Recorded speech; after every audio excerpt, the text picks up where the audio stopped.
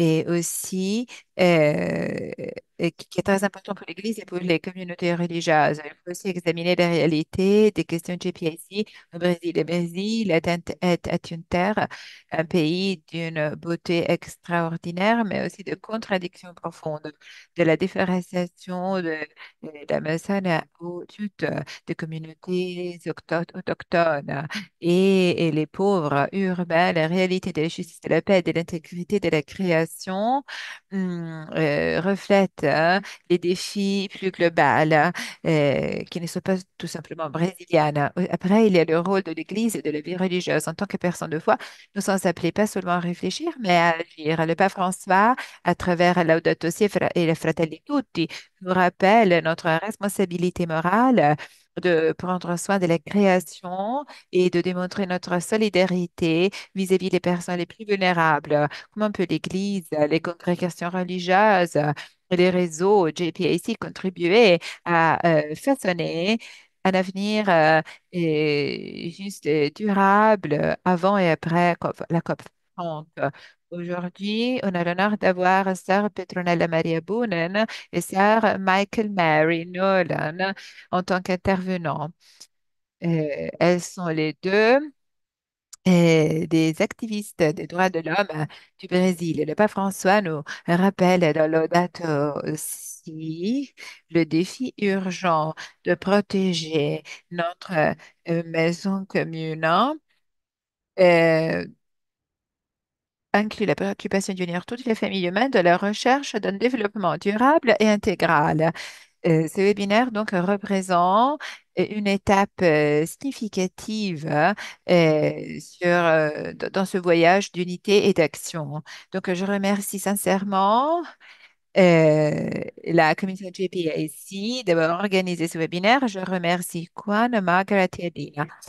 Donc, en commençant, nous ouvrons nos cœurs et esprits à cette conversation et pour être inspiré de notre mission GPIC, que ce webinaire soit une étape sur la route vers une plus grande collaboration, un engagement plus profond et une action encore plus concrète pour la justice, la paix et les soins pour notre maison commune. Encore une fois, je vous donne la bienvenue et merci d'être ici. Maintenant, j'invite Père Antonio Lamas, le promoteur GPIC pour la congrégation chrétienne qui va nous guider dans cette prière d'ouverture.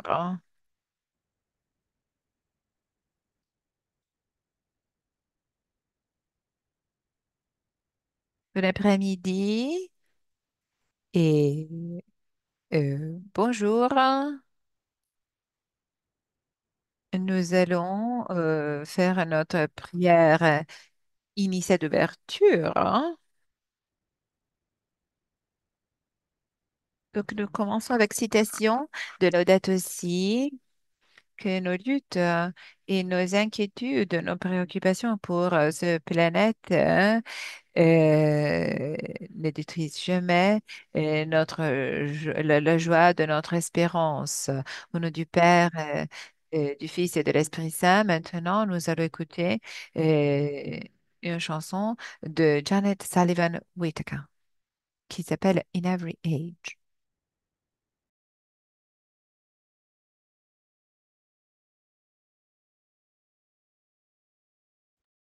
Est-ce qu'on est en train d'enregistrer ce webinaire?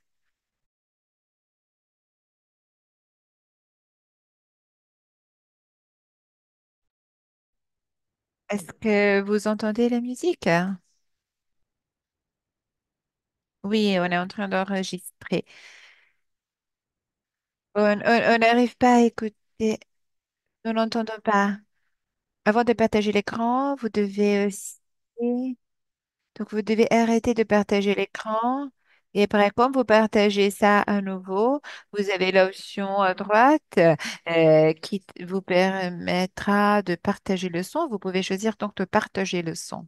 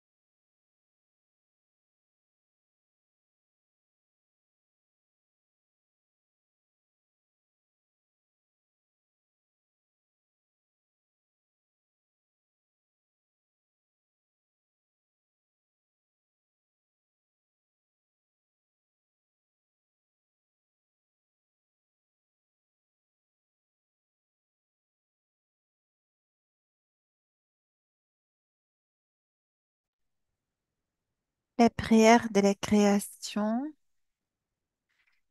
euh, donne-moi, Père, notre Seigneur, la beauté immense de l'univers est une expression de ton amour pour nous. La terre dans sa fraîcheur, les arbres et les plantes dans toute leur grandeur. Permets-nous de lauder la beauté de la vie dans les personnes et de la nature léguée par la gérance de nos ancêtres. Rafraîchis-nous, euh, Jésus notre Seigneur. Euh, En toi, toutes les choses sont renouvelées à travers la grandeur de ta grâce qui sauve. Tu nous as appris euh, l'amour, le plein amour. Apprends-nous à être euh, des promoteurs actifs de ta création pour défendre les droits de nos peuples en protégeant nos montagnes, terres, arbres et animaux, en renouvelant ce que nous avons perdu à cause de nos péchés.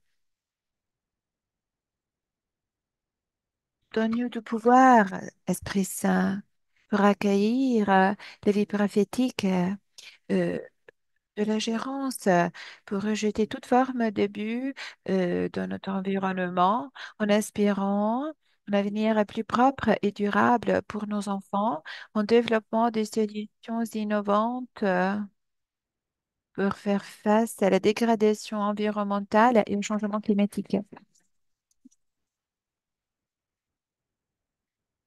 En prenant soin du don de notre existence, nous prenons soin aussi de notre monde. Amen.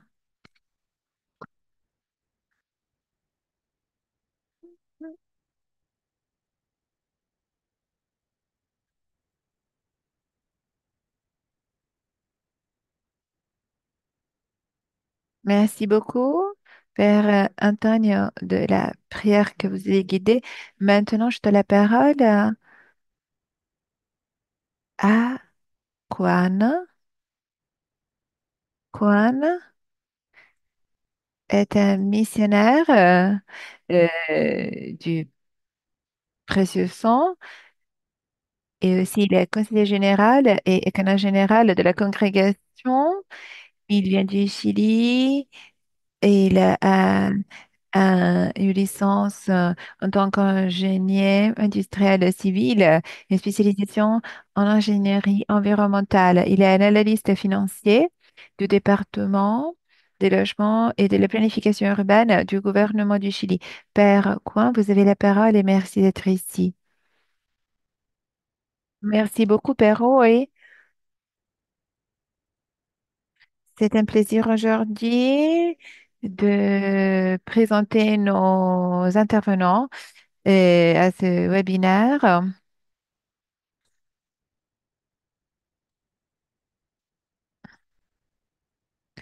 Notre première intervenante aujourd'hui est Sœur Petronella Boonen. Sœur Nelly, elle a été membre des Sœurs missionnaires de l'Esprit Saint. Elle est née au Luxembourg et elle a poursuivi ce ministère au Brésil pendant 38 ans. Elle collabore avec le Centre des droits de l'homme et de l'éducation populaire à São Paulo.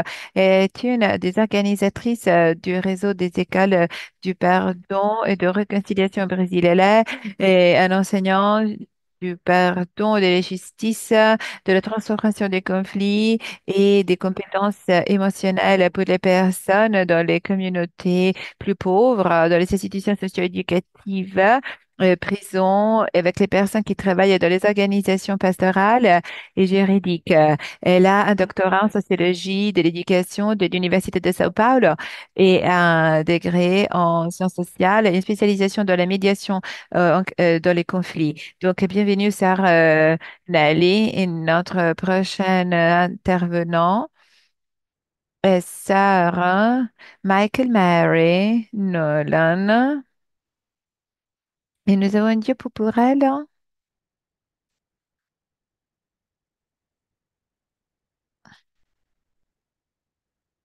Sœur Michael Mary est une membre de la congrégation des Sœurs du Sainte-Croix. Elle est née aux États-Unis. Elle est arrivée au Brésil en 1968 quand elle avait 27 ans.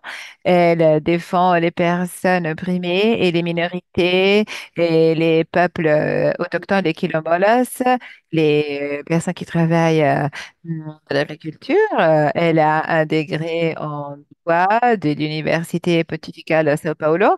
Elle travaille en tant qu'avocate et conseillère juridique pour le Conseil missionnaire indigène du Brésil. Elle est présidente de l'Instituto Terra Trabalho et Cidadania.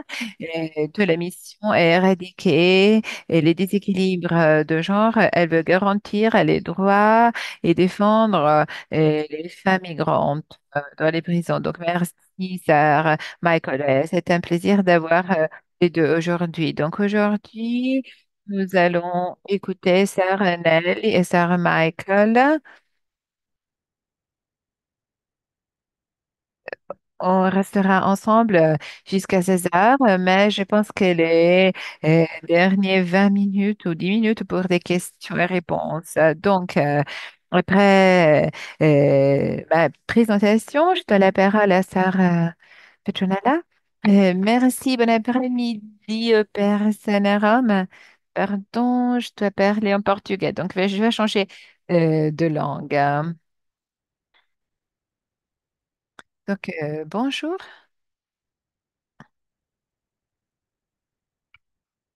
Donc, aujourd'hui, on vise à vous fournir quelques informations sur les processus de préparation et d'engagement des organisations religieuses pour se préparer pour la COP 30, pas seulement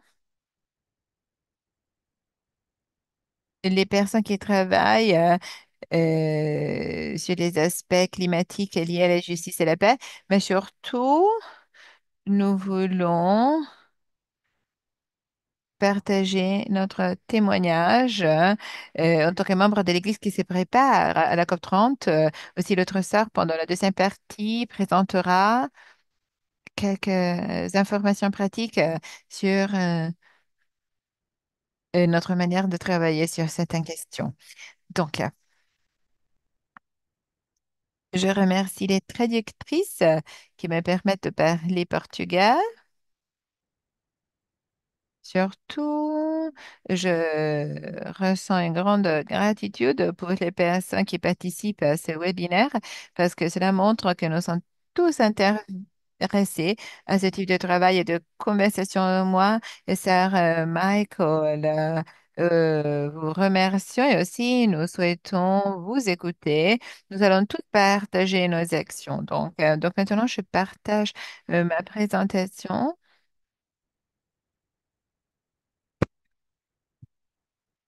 Là, mes diapos.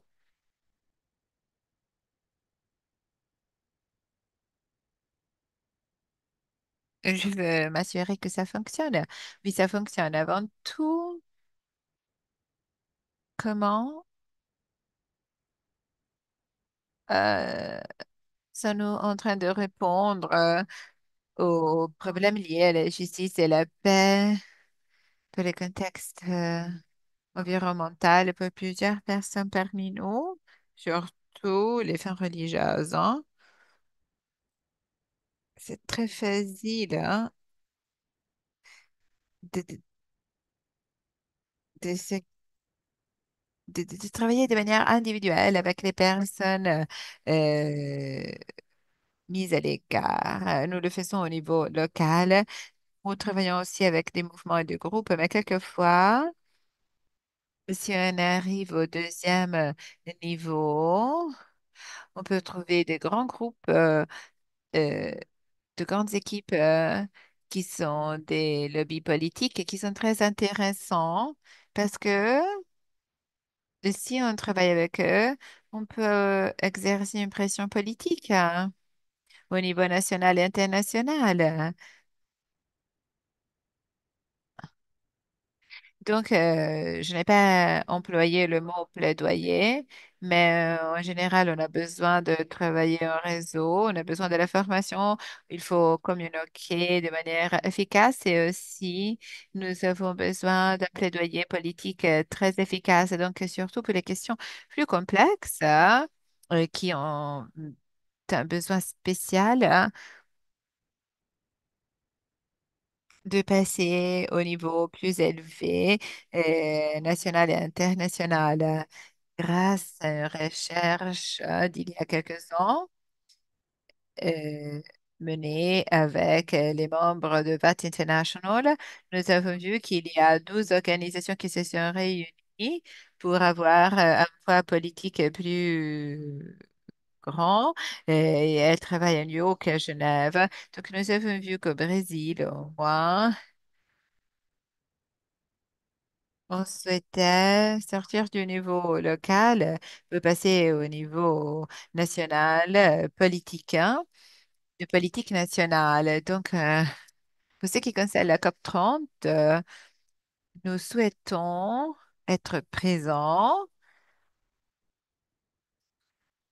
euh, dans le processus hein, de sensibilisation grâce à nos membres actifs dans le processus de préparation de la formation dans la mobilisation et aussi les plaidoyers politiques hein, liés au climat. Donc, il faut se focaliser sur les questions liées à la préparation pour la COP30 officielle hein, avec des grandes présentations de gouvernements ou de groupes politiques que c'est dans les thèmes principaux de la COP30. Donc, j'ai préparé quelques exemples pratiques. Hein, sur notre manière de travailler pendant ce processus de préparation. On- nous sommes des groupes religieux et il y a une activité très importante, c'est-à-dire que dans les différentes provinces, nous offrons la formation sur les thèmes de l'intégrité de la création, de la justice et de la paix. Mais aussi, nous coordonnons les institutions qui s'occupent de l'éducation et la formation sur euh, ce que nous devons faire encore, hein,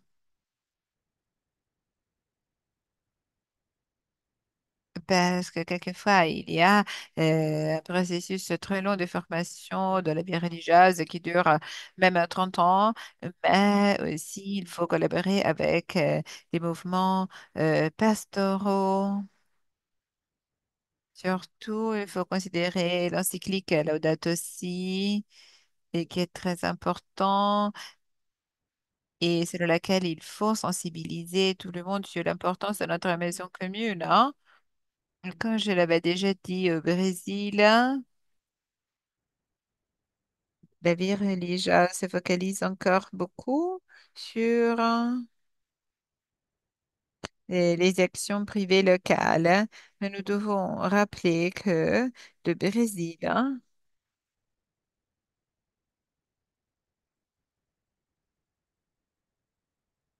le la neuvième économie plus large au monde, hein, mais,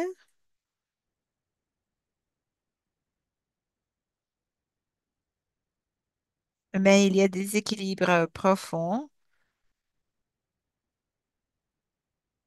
et le développement humain n'est pas homogène. Donc, il faut changer le système de manière urgente et donc il faut promouvoir hein, et euh, la vie religieuse, la raviver. Donc, on passe au niveau plus élevé, le deuxième niveau.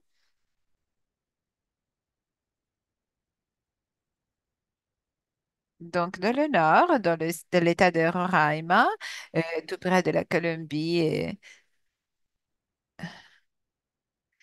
de vie religieuse là-bas avec les peuples indigènes et les diocèses et les ONG et aussi les universités tous ensemble hein, sont en train de promouvoir hein, des actions qui visent à défendre les territoires et à sensibiliser les populations, à engager les populations sur la route vers la COP30 et avec les slogans «Demain pourrait être trop tard». Donc, les questions de la COP30 sont très urgentes pour les peuples indigènes et on est en train d'organiser des réunions pour se préparer et il y a des groupes de discussion et tous les missionnaires, surtout euh, les personnes qui travaillent dans les écoles pour les peuples autochtones, hein, sont engagés.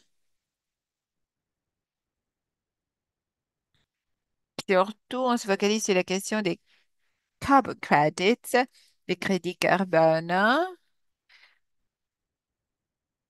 On a organisé des séminaires aussi, des réunions pour écouter les peuples autochtones, hein, aussi des personnes d'autres pays ou d'autres zones qui veulent travailler autour de ces projets, les projets des crédits carbone. Il est très important aussi de préparer du matériel pour renforcer la lutte des peuples autochtones hein, qui est liée au crédit carbone. Hein. On essaye aussi d'obtenir, on essaye de délimiter l'exploitation de leur territoire, surtout dans les parties euh, plus industrialisées du pays. Après, il y a le niveau régional. Et nous sommes présents à São Paulo et Corona, dans le sud du Brésil, avec certains enjeux. On met la mission de l'économie, de l'écologie intégrale et du plaidoyer avec des communautés qui sont influencées euh, par les développements, ces développements, ces événements. On essaye aussi de comprendre la réalité sociale des territoires. On essaye aussi de comprendre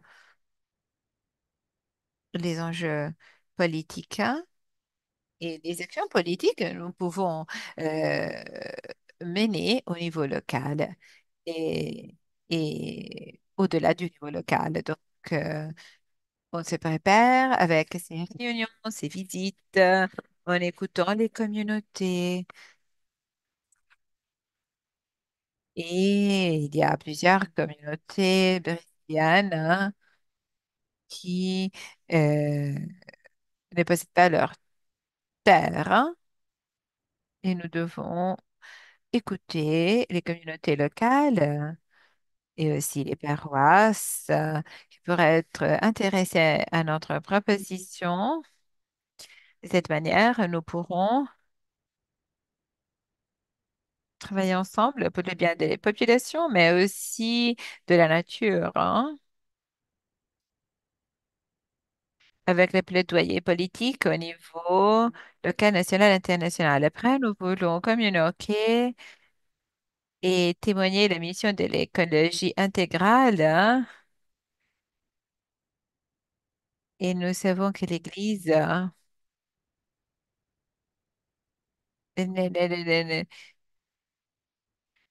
se focalise beaucoup sur son monde intérieur, hein, mais il faut aussi travailler sur l'écologie intégrale et il était très important de sortir. Après, il y a le troisième niveau, le niveau international. Hein. Pardon, national. On travaille avec la Conférence nationale des évêques du Brésil, hein, qui, avec d'autres organisations, essaye de coordonner les églises.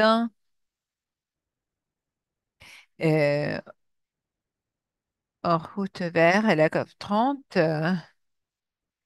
Aussi, il y a des commissions qui s'occupent de l'écologie intégrale et d'autres organisations qui sont engagées dans ce domaine. Encore une fois, on se focalise sur le processus de pré-COP avec des documents thématiques sur l'écologie intégrale.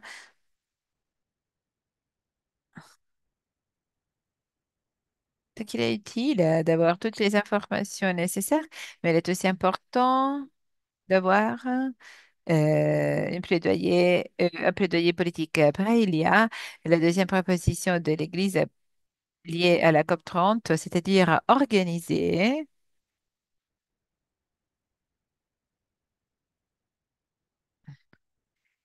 un événement. On a commencé à en parler il y a 10 jours. On pourrait préparer, créer 5 pré-COP, 5 groupes pré-COP. Ils se réuniront au mois d'avril et mai. Et donc, ces groupes seront formés par des personnes au Brésil qui pourraient multiplier ce travail sur les territoires, hein.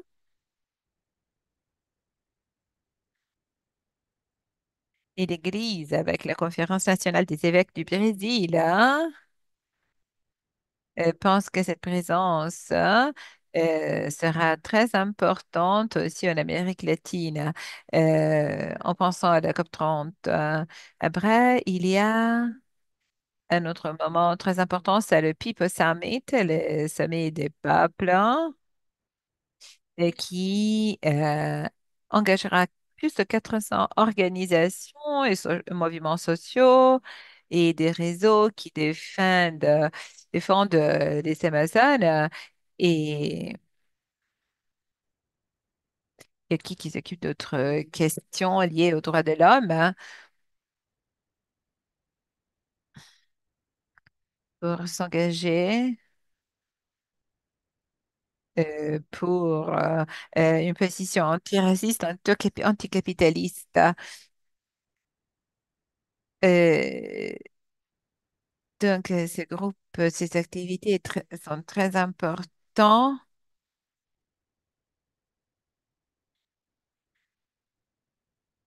Donc, c'est une réalité. Donc, ces organisations sont très importantes. Il faut les unifier, identifier des actions euh, communes, hein, pour garantir les droits de l'homme pour tout le monde, hein,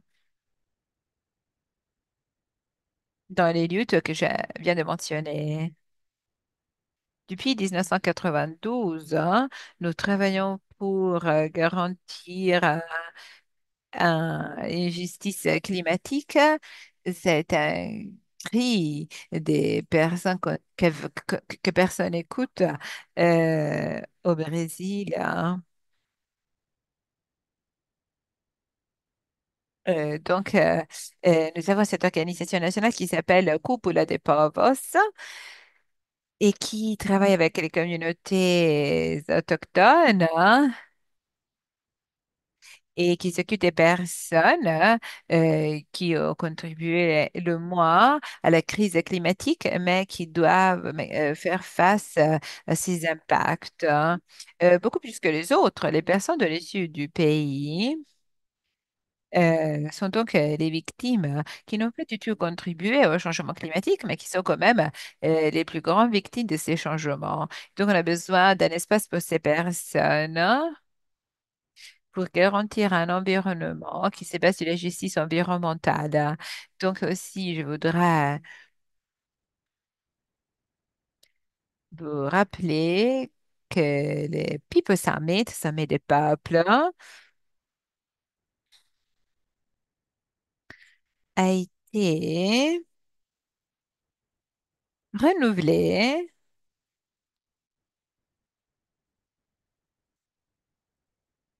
afin de défendre la justice climatique globale, mais aussi pour promouvoir une transition énergétique, hein, pour le bien des plus vulnérables surtout. Et nous visons à nous occuper des pays qui ont contribué le plus à ce changement climatique, hein, mais qui ont engendré des impacts euh, sur les autres pays et peuples euh, qui sont liés au réchauffement climatique. Donc, il faut se rappeler que quand nous pensons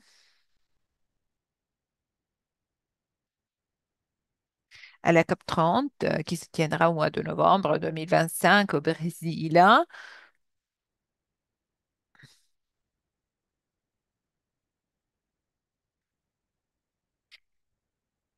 et il y aura beaucoup d'activités qui engageront beaucoup d'organisations qui sont liées à l'Église, hein. Il y aura les symposiums euh, du People Summit. On a décidé aussi de construire une action collective très forte à défendre, afin de défendre le droit à la terre pour tout le monde. Et aussi, il y a la surveillance interreligieuse, hein, la veille interreligieuse, pardon, qui se tiendra une nuit. C'est une activité qui vise à défendre, hein, les droits interreligieux. Après, il y aura le symposium de la Conférence nationale des évêques du Brésil à Missa. Il y aura une messe aussi. Euh, il y a les organisations de Viva International qui vient de célébrer ses 25 ans depuis sa création. Donc, nous voudrions célébrer notre anniversaire avec des participants officiels et non officiels à la COP 30. Donc, j'ai terminé ma présentation et je ne sais pas si je suis en retard, mais en tout cas, je donne la parole à Sarah Michael. Elle parlera en anglais. Merci beaucoup pour l'instant. Bonjour à tout le monde, bon après-midi, bonsoir. On m'a dit de parler anglais ou portugais. Euh, je pourrais même recommencer à parler en portugais parce que je suis habituée à utiliser les portugais quand je travaille dans ce domaine, hein. Je ne sais pas si vous savez ce qu'on a organisé jusqu'à ce moment. Les...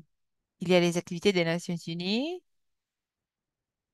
Nous nous occupons de la zone bleue et verte. Et après, il y a les autres. Il y a la zone bleue où il y a les représentants officiels.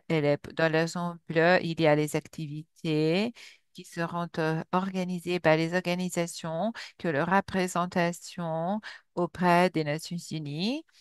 Et donc, la plupart des groupes de l'Église, hein, qui travaillent, hein, avec ces organisations mèneront des activités de la zone bleue.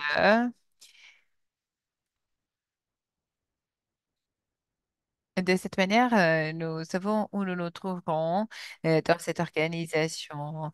À mon avis, la question la plus importante maintenant est la suivante. La COP se tiendra, mais est-ce qu'elle sera une faillite ou un succès? Nous sommes très menacés maintenant par Donald Trump et son avis, ses opinions et sa participation possible. Ici, il y a aussi les autres pays qui ont des gouvernements qui sont plus de droite et qui suivront probablement ces instructions et ne participeront non plus. Et donc, il faut attendre presque un an et je ressens que si nous assumons nos responsabilités en tant qu'hommes et femmes, nous pourrons encourager nos gouvernements à participer à la COP 30.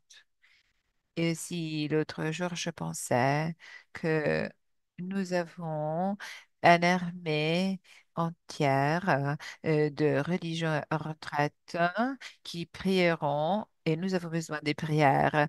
Mais je pense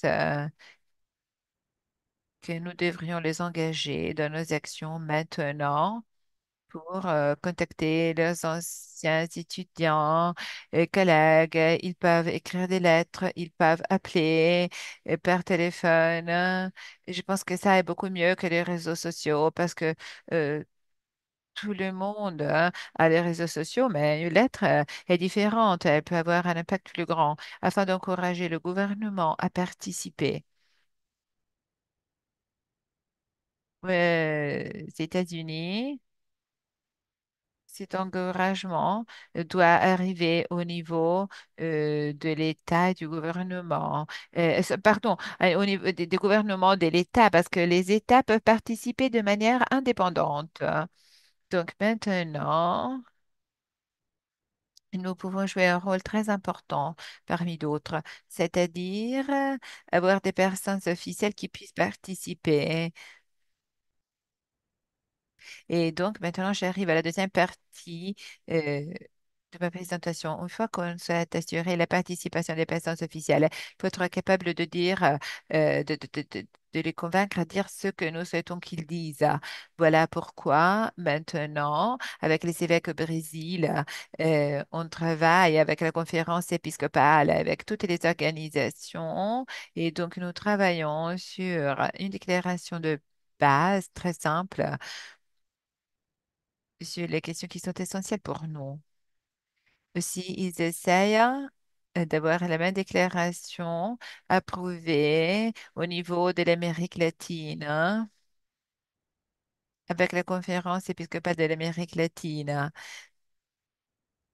De cette manière, toutes les personnes de l'Église de l'Amérique latine présenteront la même déclaration de base sur les questions de base hein, qui seront au centre pour nous. Je ne sais pas si c'est possible hein, de faire ça dans les autres pays. Je pense qu'il serait intéressant de le faire. Hein. Par exemple, vous pourriez choisir les bureaux qui s'occuperont de ça et on pourra donc collecter et développer peut-être hein, une liste de base. Hein, de ce qu'on s'attend de la COP 20, de la COP 30. De cette manière, les personnes peuvent parler des personnes nouvelles, hein, et des personnes qui participeront à la COP 30 et qui devraient savoir ce que nous désirons. Hein. Nous avons des questions concrètes qui sont très importantes. Nelly parlait d'une question qui est très importante pour nous. Pour chaque pays et pour chaque région, il y a probablement d'autres questions concrètes qui pourraient être partagées. Un de nos points forts, principaux en tant que femmes religieuses, hein, est que nous sommes présents dans le monde, nous pouvons faire du réseautage. Hein. Donc, euh, pour la COP 30, il faut faire du réseautage. Si nous ne sommes pas, si nous n'arrivons pas à avoir un réseau fort, hein, nous ne pourrons pas être efficaces lors de la COP 30. Hein. Elle sera une faillite hein, et nous pouvons jouer un rôle très, très important dans le cadre de la COP 30. Hein. Je ne sais pas si vous êtes d'accord.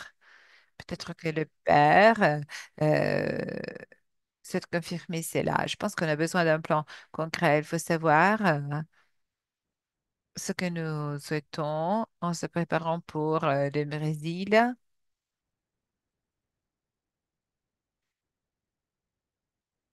Il y a une conférence religieuse à Bay et il y a d'autres religieux, organisations religieuses hein, qui sont en train de préparer un petit manuel hein, dans notre langue sur ces questions de base hein,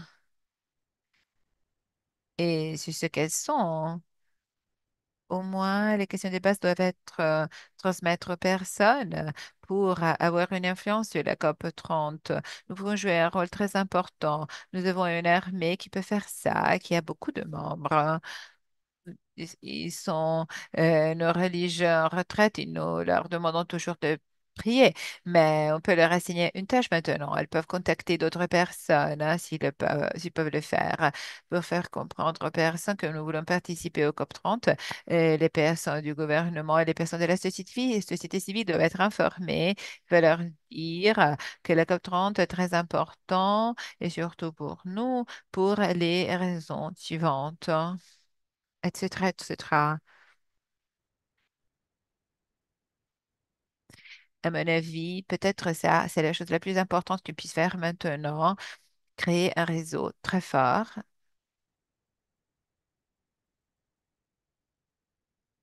parce que la COP 30 est menacée par Donald Trump, qui ne souhaite pas participer, et par l'agronégoce, et par certaines entreprises. Euh, il y a plusieurs questions qui auront une influence importante sur la COP 30, et donc nous devons mener des actions concrètes et dire aux personnes. Ça, c'est ce que nous voudrions faire en tant que religieux, en tant qu'organisation et représentant de l'Église, hein. Ça, c'est ce que nous souhaitons dans le cadre de la COP 30. Nous, en Amérique latine, voulons savoir ce que les personnes en Asie disent et nous devons dire à nos représentants en Amérique latine, nous voulons que vous soutiennent l'Asie autour des questions que nous avons identifiées, ou aussi les frères en Afrique et les sœurs en Afrique autour de ces questions. Quelquefois, il faut créer un système qui puisse nous aider à échanger des informations. Et je pense que vous pouvez le faire. Nous avons des personnes disponibles partout dans le monde, hein. Nous devons tout simplement s'asseoir autour d'une table et écrire quelque chose, hein. Donc, si vous voulez poursuivre ce type de lutte, hein, et, vous pouvez être plus efficace, hein. Est-ce que Piki doit s'occuper de cela? Est-ce que les différents groupes de l'Église qui sont représentés auprès des Nations Unies doivent le faire? Quelquefois, nous devons les pousser à faire quelque chose. Parce qu'on ne peut pas tout simplement penser que la COP 30 se déroulera. Il faut surtout se focaliser sur les résultats de la COP 30. Et ça, c'est la réalité maintenant. Il y a eu une croissance des gouvernements d'extrême droite et donc la situation est beaucoup plus difficile. Il sera beaucoup plus difficile d'avoir du succès. Voulez-vous permettre aux personnes de parler, de réagir maintenant? Ça, c'est ce que je voulais dire essentiellement. Je voulais parler de la COP 30. Ça, c'est le message que je voulais vous envoyer. Merci, Sir Michael. Donc maintenant, je voudrais ouvrir le chat qui va permettre aux personnes de réagir et de poser des questions, d'avoir une conversation. Je vois que Sir Rose déjà demandé quelque chose. Elle demande à Sir Michael, avez-vous ce document et les questions que vous avez préparées, est-ce que c'est disponible en anglais ou dans d'autres langues? Les documents finaux ne sont pas prêts, mais une fois qu'ils seront prêts, nous allons les envoyer à tout le monde pour et on va s'assurer que tout le monde les recevra. Oui, vous pouvez les envoyer à notre bureau ici à Rome et nous allons les distribuer aux promoteurs.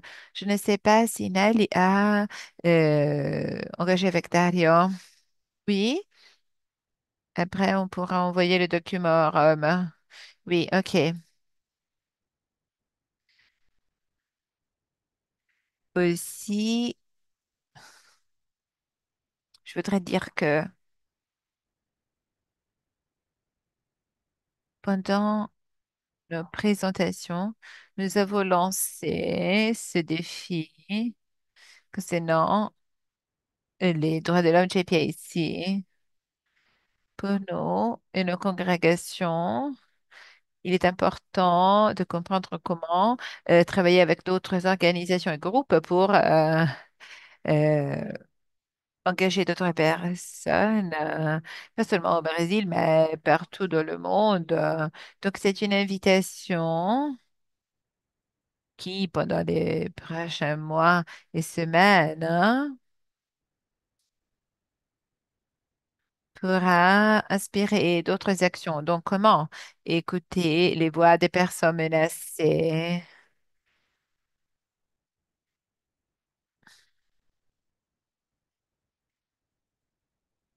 Donc, il faut faire du réseautage. Euh, Prosper a aussi posé une question. Il a dit, en tant qu'organisation de foi, avez-vous essayé de comprendre pourquoi l'administration Trump n'est pas intéressée à la question du changement climatique, hein? La réponse est compliquée.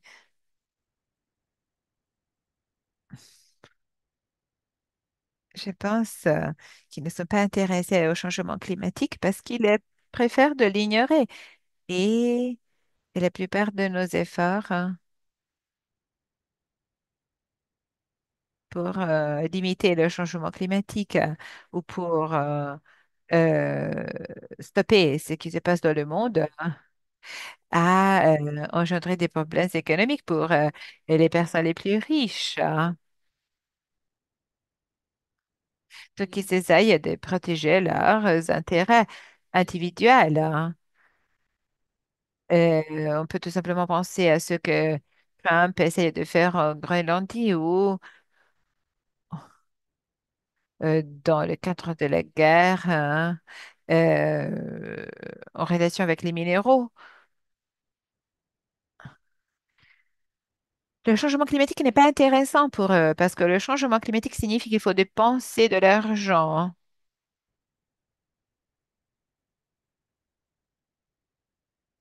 Il y a un tribut de capitalistes, hein, qui peut engendrer des désastres. Mais même s'il y aura des désastres naturels, ces personnes sont très riches et ils vont survivre. Donc, ils ne sont pas dérangés par le changement climatique. En revanche, ils ne veulent pas changer, modifier ou bloquer leurs activités qui sont très rentables. Euh, oui, c'est ça. Roberto Caramillo. Oui. Merci, Juan. Merci à toutes les personnes qui ont organisé ce webinaire.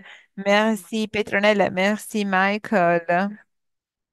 Je voudrais dire quelque chose, hein, qui est très important à notre époque et qui est essentiel, hein, sur la base de ce qu'on a déjà dit, c'est-à-dire que nous devons soutenir les mouvements des peuples, les sommets des peuples, les preuves, les protestations, euh, toute forme de mobilisation, pas seulement au Brésil, mais en occasion des 5 pré-COP qui seront organisés en Amérique, dans d'autres parties du monde. Il faut être présent, hein, et la pression qui vient des rues est très importante, mais il faut aussi être à l'intérieur de quelque manière, hein, avec l'espoir d'être écouté.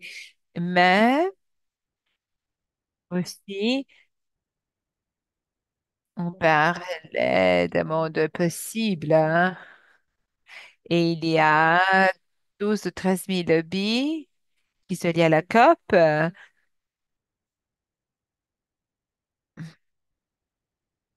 Nous pour Donc, nous devons être présents. Et pour être présent, il faut être euh, une autorité académique afin de participer au débat avec les personnes qui perdent des milliards de dollars d'une quantité immense de production, des technologies, de la nourriture, de l'énergie, des grandes entreprises. Là. Donc, je veux dire que afin de participer au débat, on a besoin d'une structure euh, très sophistiquée. On peut s'organiser, se coordonner autour d'un concert. Un concert, c'est comme un concert avec plusieurs instruments. Voilà pourquoi on ne peut pas avoir un plaidoyer vraiment efficace parce que nous ne sommes pas organisés afin d'avoir les ressources nécessaires. Je parle de ressources financières nécessaires.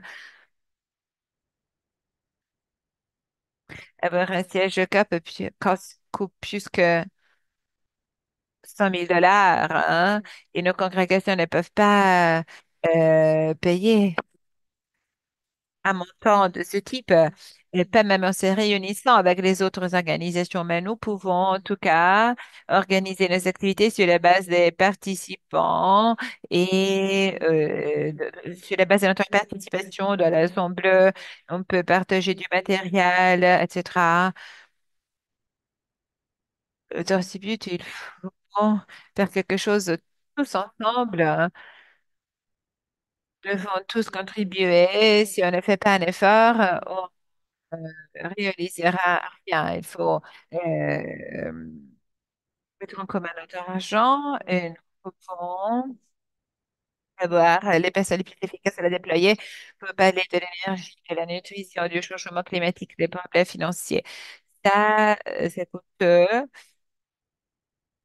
Kwan et les collègues du JPAC ont organisé ce webinaire et j'apprécie cela parce que c'est une dimension très réaliste de notre participation. Nous n'avons pas les ressources nécessaires pour envoyer 6 ou 7 experts à la COP parce que ça coûterait trop cher, hein, surtout avec la crise actuelle, hein. Avoir 400 personnes pourrait coûter 20 000 dollars si on veut vraiment avoir un vrai expert et qui puisse réunir d'autres experts. Nous savons beaucoup de personnes qui sont connectées maintenant. Nous avons beaucoup de communautés qui sont engagées et donc nous pouvons créer un fonds commun afin de mener 2 ou 3 activités qui auront un impact. Donc, je veux dire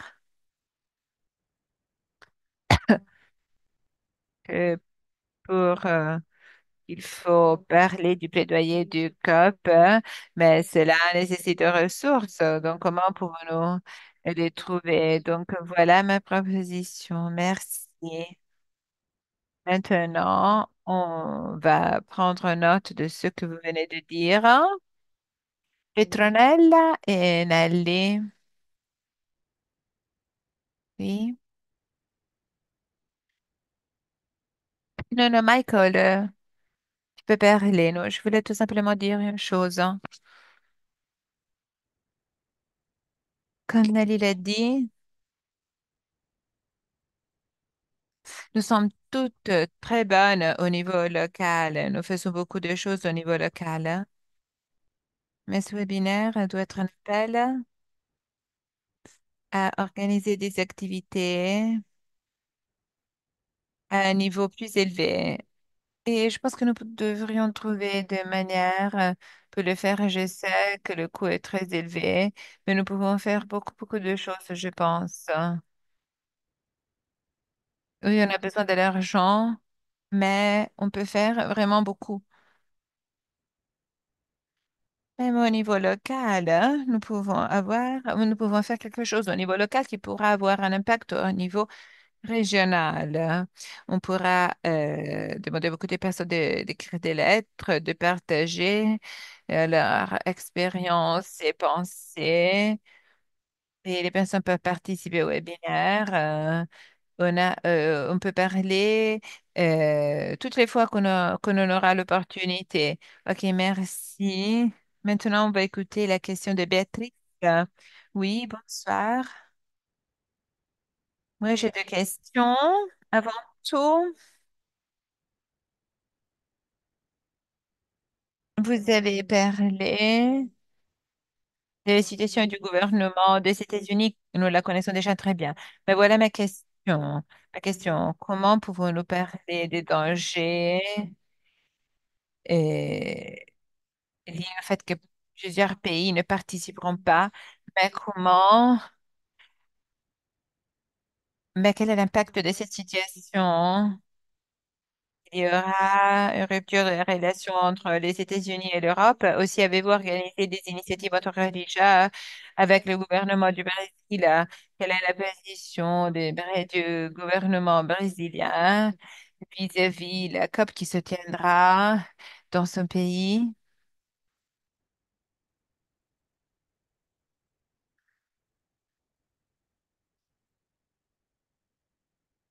Nous avons notre président. Et donc, pour le Brésil, la chose la plus importante, c'est que la COP soit un succès. Mais il y a des sujets dans le gouvernement qui ne veulent pas que la COP soit un succès. Et ce sont des personnes qui sont d'extrême droite, hein. La situation s'empire avec le temps, essentiellement. Le Brésil, hein,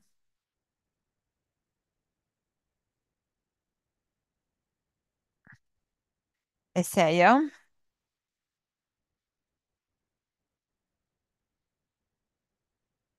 Le Brésil, le gouvernement brésilien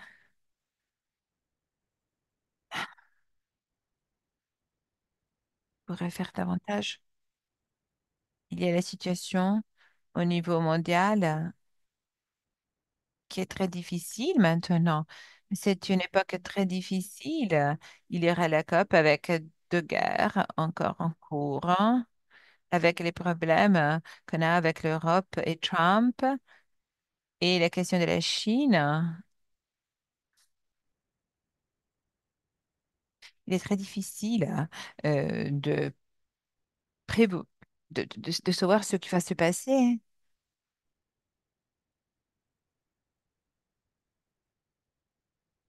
Nous devons contribuer en encourageant les personnes qui souhaitent que la COP soit un succès à faire quelque chose. Donc, les personnes doivent être encouragées à faire quelque chose. Dans un autre groupe de personnes, je disais, maintenant aux États-Unis, il y a la question des migrants et avec les juges fédéraux qui s'en occupent, et je vais demander, qu'est-ce que vous faites pour soutenir les juges fédéraux? Comment vous les informez du fait que vous les soutenez quand ils prennent des décisions en faveur des migrants. Et c'est la même question qui s'applique ici. Qu'est-ce que nous faisons pour faire comprendre aux personnes que nous soutenons les personnes qui luttent pour le COP 26? Comment peuvent-ils découvrir qu'ils sont soutenus? Ça, c'est la question essentielle. Merci, Sir Michael. Sir, Anneli, voulez-vous dire quelque chose? Oui.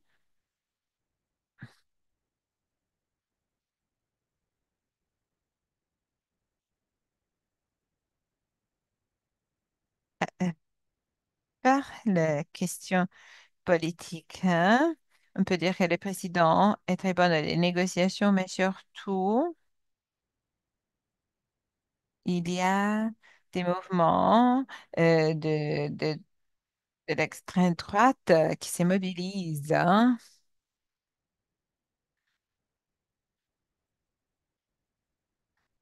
Et ce mouvement de la droite extrême a commencé en 2022, et cela est lié aux élections après.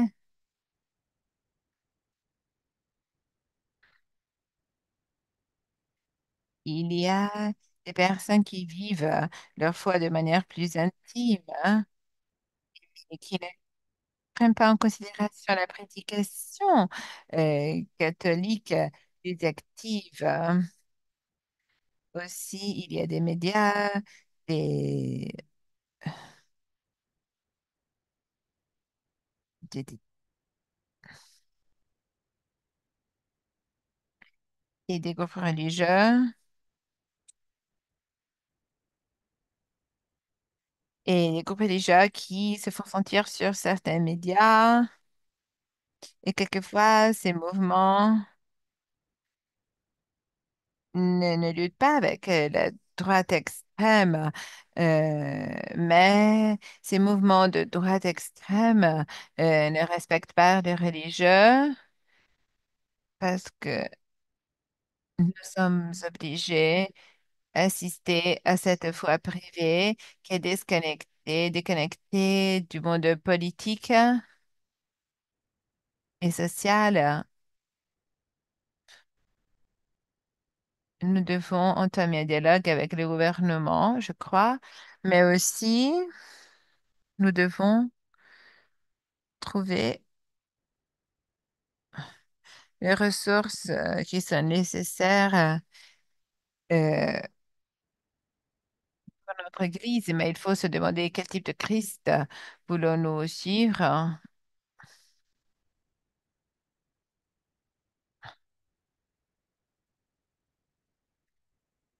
Notre lutte doit continuer et j'ai tout dit. Il y a une question de la chat de Raquel Peralta. Elle a demandé, elle a dit, d'un côté, il serait bon de partager les documents sur lesquels vous avez déjà travaillé, qui sont liés à la COP30. Et qui sont les documents de certaines organisations pays. De l'autre côté, quels pourraient être les trois, quatre ou cinq thèmes ou questions communes sur lesquels il faudra insister en attendant la COP30? Donc, quelles sont les questions sur lesquelles il faut se focaliser en tant que religieux, selon vous?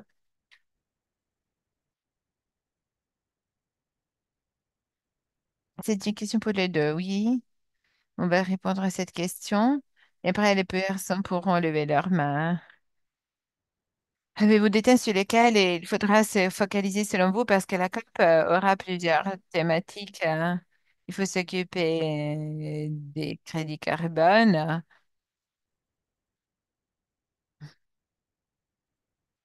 et qui est une question une question vraiment fondamentale, hein, pour plusieurs organisations, les peuples indigènes, hein, les personnes autochtones.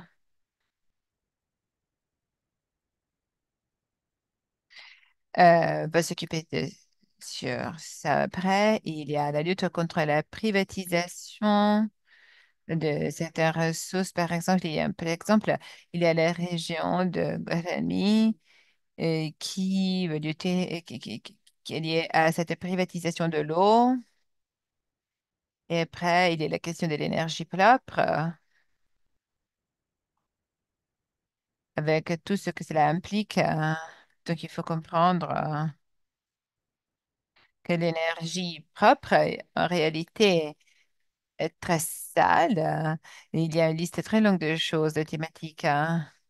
Moi aussi,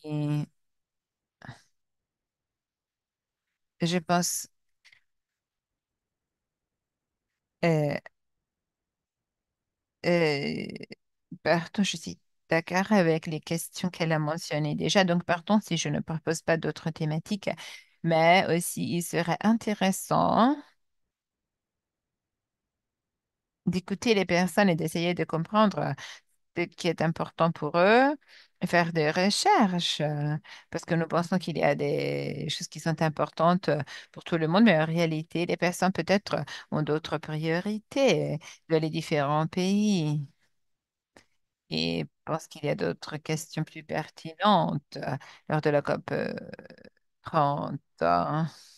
On pourrait contacter les personnes par courriel ou dans d'autres manières, les manières que je vous ai déjà suggérées, pour récolter les suggestions concernant ce qui est plus important.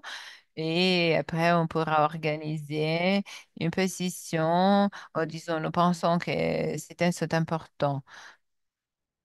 Oui, il y a les bureaux de GPS ici à Rome qui pourra collecter toutes les expériences et les actions organisées partout dans le monde. Oui, j'ai pris note de ça.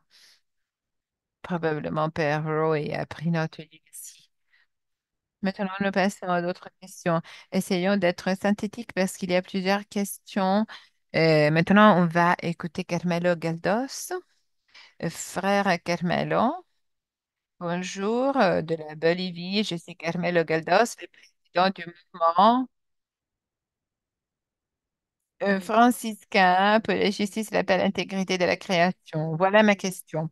Si elle y est, aux conséquences,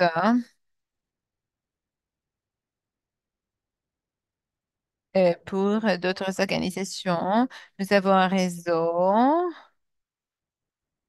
lié à la justice et la paix. Le pape François parle d'un problème dans Laudato Si et dans Laudate Deum.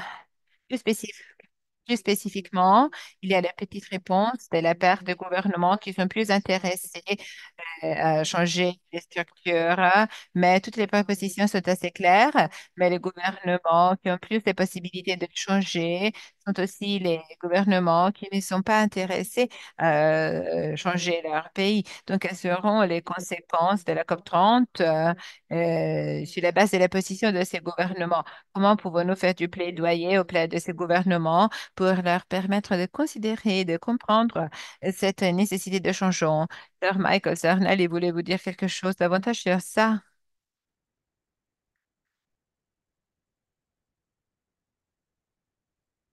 Je pense que cette expression devrait être une expression populaire, hein, avec des votes. Il faut vraiment écouter les personnes, hein. Il faut aussi écouter l'esprit.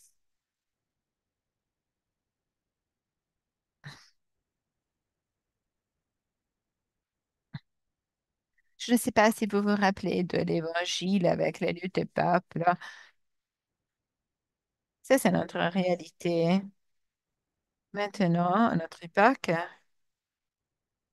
vous avez les médias qui sont contre nous, sont contraires à nous. Et les personnes, tous les médias. Nous devons trouver puis- davantage d'espace où on pourra s'exprimer, vraiment faire la différence, hein.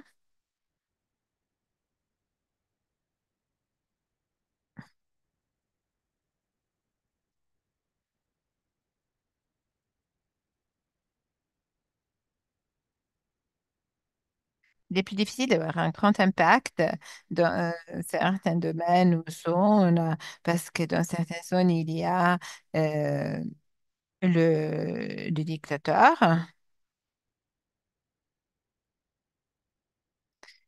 Il y a des personnes qui sont torturées.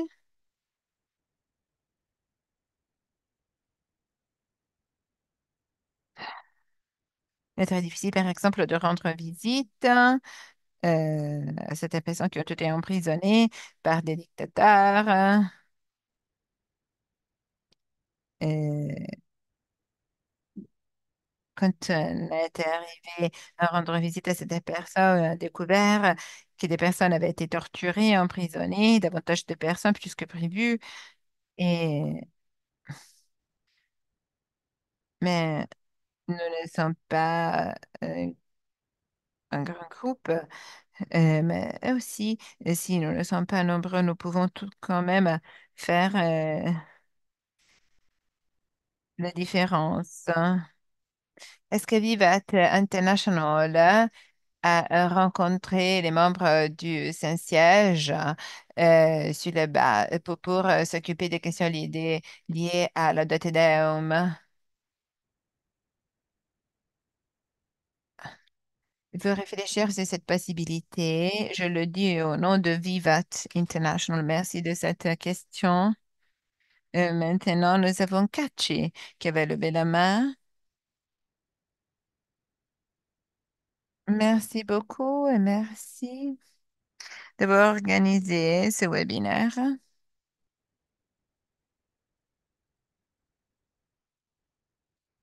L'année passée, nous étions à la COP29 à Bakou et nous avons reçu une lettre signée par un de nos leaders scientifiques, qui inclut ISFCCFI, Cristiana Figueres, et le secrétaire général de l'ONU, Ban Ki-moon. Et je voudrais lire un petit extrait de ces lettres.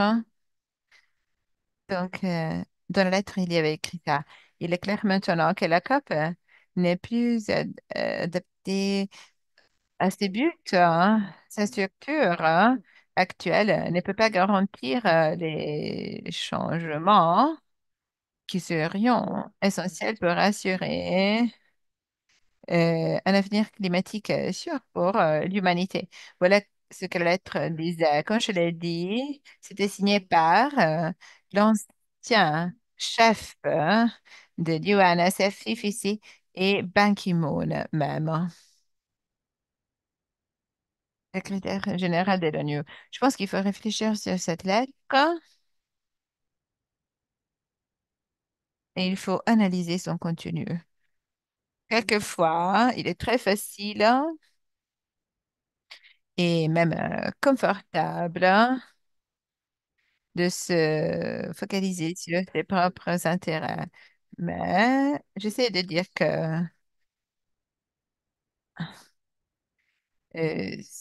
si on veut restructurer nos activités, nous devons les structurer d'une manière efficace. Nous avons fait des recherches et maintenant, nous devrions mettre en œuvre ce qu'on a découvert, hein. Mais la COP n'est pas en train de faire ça. Donc, si on continue à lutter pour certains aspects et pas pour d'autres, hein, on arrive nulle part, hein. Document après document, on clarifie ce que nous devons faire si on veut vraiment faire quelque chose, hein. Et donc, des anciens scientifiques et aussi l'ancien chef de l'USCCF, Ban Ki-moon, ont signé cette lettre. Je pense qu'ils se trouvaient au Brésil quand ils ont publié cette lettre. Donc maintenant, nous pourrions commencer à réfléchir hein, sur ce qui doit être mis en œuvre, hein.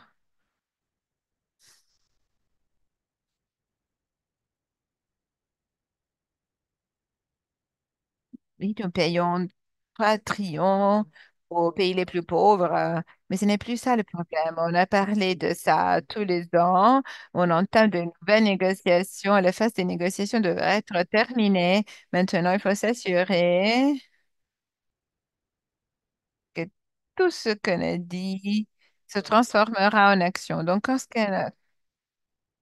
qu'on essaie de faire avancer?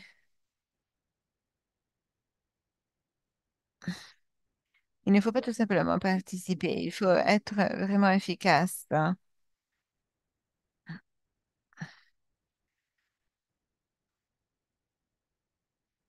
Il ne faut pas simplement se focaliser sur les États-Unis. Nous comprenons son importance et influence au niveau mondial, bien déterminé.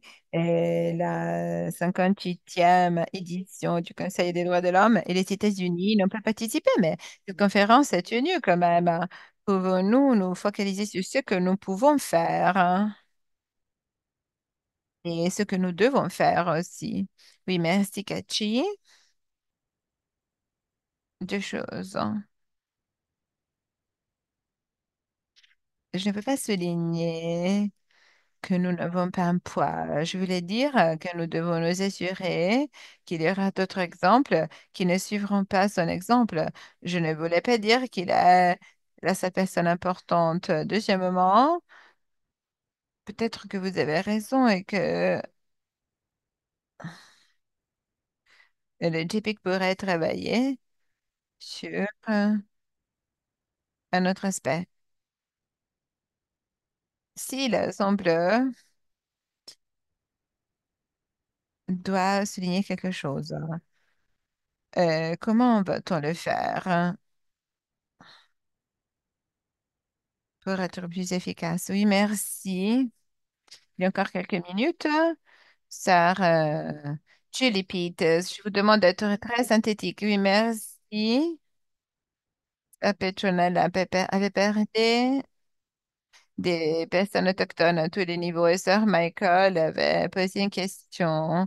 Comment les soutenons-nous? Moi, je n'ai jamais vécu au niveau international comme l'ISG. Ce type de démarche liée, par exemple, aux pétitions. Je demande si c'est possible, hein. Nous avons des milliers de membres, hein, et donc nous pourrions signer une pétition pour faire entendre nos voix contre la privatisation de l'eau, parce que nous savons ce que cela signifie. Nous avons vécu ça. Deuxièmement, pourrions-nous aussi écrire des lettres de soutien et les signer et les envoyer, hein? Donc, tous nos membres pourraient être engagés, et les membres jeunes, les gens les plus âgés, les personnes les plus âgées, les personnes en formation, les personnes après la formation. Donc, nous sommes nombreux. Donc, nous devrions pousser JPAC et Rome à organiser des activités de ce type. Nous pouvons faire ça aussi au niveau régional avec les plusieurs conférences de religieux. Merci. Merci, Sœur Julie. Père, oui.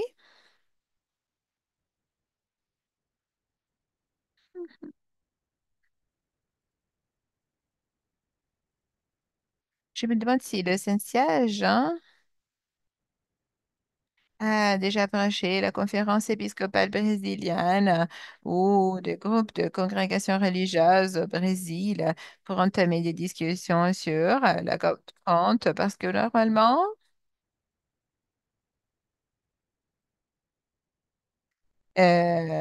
par exemple, maintenant, il y aura une réunion à Rome. Nous pourrions vous inviter. Et je ne sais pas si au Brésil, vous avez contacté les organisations religieuses ou des congrégations religieuses de la conférence épiscopale. Oui, on l'a fait. Les congrégations religieuses, hein,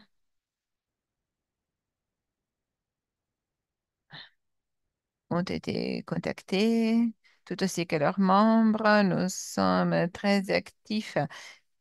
Aussi, la conférence de la vie religieuse, hein, un dialogue aussi avec la conférence épiscopale. Donc, il y a une coopération euh, parmi ces entités. La conférence épiscopale au Brésil est très active, hein,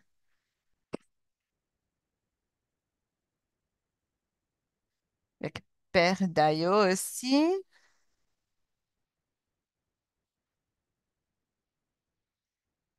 Et on essaye aussi d'obtenir des déclarations et des contributions de la part des congrégations et groupes américains. OK? Nous avons encore 3 minutes.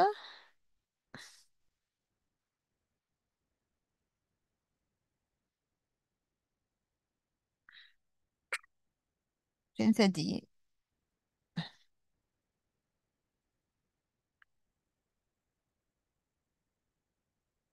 Je me demande, donc, vous avez parlé de la question des crédits carbone et de la privatisation de l'eau. On pourrait travailler sur ces thèmes. Moi, je pense à la liste de Viva Tasks et on pourrait engager des personnes qui ne font pas partie de Vivat pour l'instant. Oui, oui, oui, vous avez la parole. Non, non, c'était simplement parce qu'il y avait une autre personne qui avait levé la main. Les communautés peuvent rejoindre Vivat. Oui, on peut partager des informations pour ces groupes, hein. Et nous pourrons les envoyer à vous et vous pourrez les distribuer. Oui, merci. Daniela, très brièvement. Oui. Je voulais tout simplement vous remercier les intervenants. En tant que jeune, je peux vous dire que la situation est très difficile maintenant. Il n'y a pas d'espérance pour l'avenir. Nous travaillons avec une urgence incroyable. Il faut être très sincère. Quelqu'un l'a dit précédemment. Et donc, on peut comprendre comment agir, hein. Euh, il faut agir surtout en engageant les jeunes, hein. Parce que nous avons une plateforme immense sur les réseaux sociaux et qui peut atteindre beaucoup de personnes, hein. Et donc, il y a par exemple le secrétaire à la curie des Jésuites, où il y a trois appels à l'action que Père a partagé dans le chat, hein. Et de cette manière, on aura l'engagement des jeunes, hein. Et dans vos missions et vos charismes, hein, vous pouvez engager les jeunes. Je vous invite à les faire, hein. Et parce que les cons se mondent et donc il faut vraiment que les jeunes soient engagés. Merci, Daniela. Il faut conclure cette réunion maintenant. Il y a eu une grande interaction de la chat. Nous allons copier le chat et les personnes demandent s'il y aura d'autres discussions de ce type. Il y aura une discussion avec Apéro et les personnes du JPC parce que je pense que ce thème suscite une grande énergie et passion. Donc, il faut organiser d'autres rencontres. Maintenant, je donne la parole à Perroy qui va clôturer ce webinaire. Oui, merci. On pourrait continuer cette conversation de l'avenir autour de la COP30 et aussi après la COP30, et puisque tant de personnes l'ont demandé. Donc, on est en train de conclure ce webinaire et donc je voudrais remercier sincèrement tous les participants pour les connaissances partagées et l'engagement démontré pour la justice, la paix, l'intégrité de la création aussi. Je remercie Sarah Petronella et c'est Petronella Boonen et Sarah Michael Marino. Là. Merci d'avoir partagé vos expériences et d'avoir nous aidé à comprendre les réalités au Brésil et le rôle spécifique de l'Église et des communautés religieuses, hein, vers la COP30 aussi. Je remercie le groupe de travail, je remercie nos interprètes et les personnes qui nous ont rejoints et qui nous ont permis de comprendre le contenu de cette discussion. Je remercie Gianluca pour l'assistance technique et merci à toutes les personnes présentes. Donc, cette conversation ne se termine pas ici. Nous avons réfléchi sur des aspects et nous devons approfondir notre engagement et améliorer notre méthode et agir concrètement au niveau local et mondial pour promouvoir la justice, les soins pour la création et la solidarité pour les personnes les plus impactées par les injustices sociales. En tant que personne de foi, nous sommes appelés pas seulement à espérer, mais aussi à agir, hein. Donc, nous devons être inspirés par la discussion d'aujourd'hui afin de construire ensemble un futur plus juste et durable. Donc, merci encore une fois pour le bien que vous faites pour le monde. Je vous souhaite de marcher toujours tous ensemble. Merci beaucoup. Merci encore une fois. Merci, merci, Roy. Merci, Nali. Merci, Sir Michael. Merci beaucoup. Où cela sera disponible, hein? L'enregistrement? L'enregistrement.